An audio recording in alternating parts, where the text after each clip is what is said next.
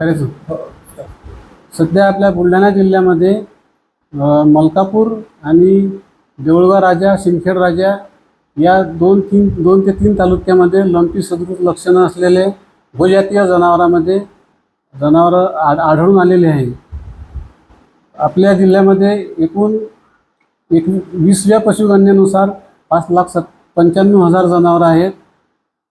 त्यापैकी आपल्या सध्या जिल्ह्यामध्ये 3,10,000 जनावरांचं ऑलरेडी आपलं तालुकानिहाय आपल्याकडे या रोगप्रतिबंधक लसीकरण झालेलं आहे.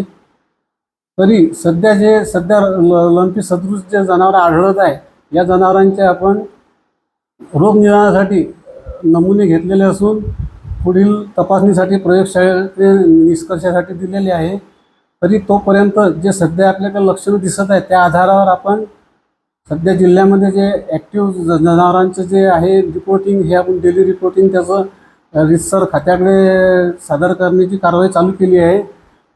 तरी सध्याच्या जनावरांमध्ये जे इन्फेक्शन आढळून आलं आहे याच्यामध्ये मुख्यत्वे जे लहान वासरं आहे या लहान वासरामध्येच मोठ्या प्रमाणामध्ये थोडंसं दिसून राहिलं. कारण याच्यापूर्वी आपण 2 वर्षापूर्वी जवळपास 100% लसीकरण झालेलं आहे. परंतु त्यावेळेस हे वासरं, आता हे नवीन वासरं जन्माला आले असल्यामुळे या वासरांना पण आपण आता यावेळेस पूर्ण लसीकरण मोहीममधून 100% लसीकरण होणारच आहे. पण ज्या वासरांना लसीकरण न झालेले आहे किंवा आता नेमके जन्मलेले आहे या वासरांमध्ये हे प्रमाण थोडंसं आढळून येऊन राहिलं आहे. तरी या रोग प्रतिबंधकासाठी आपण शेतकऱ्यांनी थोडंसं याच्यामध्ये लक्ष घालून लसीकरण मोहीमसाठी सहकार्य करावं. तसंच त्याच्या फैलावासाठी जे कारणीभूत आहे आपल्या ओवा, गुच्छ, पिसवे याच्यासाठी आपल्या गोठ्यांची स्वच्छता नियमित राखणं जरुरी आहे. आणि हा रोग 2 ते 3 दिवसामध्ये जर व्यवस्थित वेळेवर जर प्रतिबंधक उपचार जर केले तर उपचाराने हा 100% बरा होणारा आजार आहे. त्याच्यामुळे लोकांनी घाबरून न जाता आमच्या विभागाकडे असे जर लक्षणं आढळलेले जनावरं जर दिसले तर ताबडतोब नजीकच्या पशुवैद्यकीय दवाखान्याशी संपर्क साधून योग्य ते लसीकरण राहिलेलं असेल तर लसीकरण करून घ्यायचं आहे. तसंच जर आजारी असेल तर त्याचा उपचार करून जोपर्यंत ते पूर्णपणे बरं होत नाही तोपर्यंत त्याचा पूर्ण लक्ष घालून त्याचा औषधोपचार करून घ्यायचा आहे. तसेच जे आजारी जनावरं आढळले त्यांना इतर आपल्या निरोगी जनावरांपासून थोडंसं वेगळं ठेवून त्याची वेगळी काळजी घ्यायची आहे.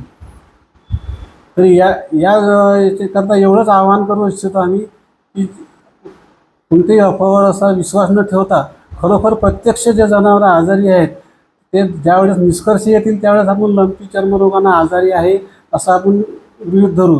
आणि याच्यानंतर त्याचा जो डेली रिपोर्टिंग जो जाईन आपला किंवा जनावरं इलाज केल्यानंतर त्यातले बरे किती झाले, बरे झाल्यानंतर खरोखर मेले काय, पण जोपर्यंत आपण जनावरं आजारी आहे असं म्हटल्यानंतर त्याचा पूर्ण पाठपुरावा करत नाही तोपर्यंत ते जनावर याच आजाराने मेलं असं आपण निश्चित करू शकत नाही. सर, जिल्ह्यातील काही जनावरं दगावल्याची माहिती आहे ते सध्या तरी आपल्याकडे असं लंपी सदृश आता 2 ते 3 तालुक्यामधून आपल्याकडे असं रिपोर्टिंग येणं चालू आहे. त्या आधारावर आम्ही जनावरांचे नमुने पण घेतले आणि घेतलेले नमुने आम्ही पुढील तपासणीसाठी प्रयोगशाळेकडे पण पाठवलेले आहे. परंतु सध्या 1-2 आज जसं न्यूज होती किंवा जनावरं काही ठिकाणी लंपी चर्मरोग रोगाने मृत्यू पावलेले आहे. पण आपल्यापर्यंत असे काही आतापर्यंत असं रिपोर्टिंगच आलेलं नाही किंवा या आजारानं आमच्या दवाखान्यापर्यंत आलं, लक्षणं दिसून आले, त्याच्यावर औषधोपचार केला. औषधोपचार केल्यानंतर पण त्या जनावर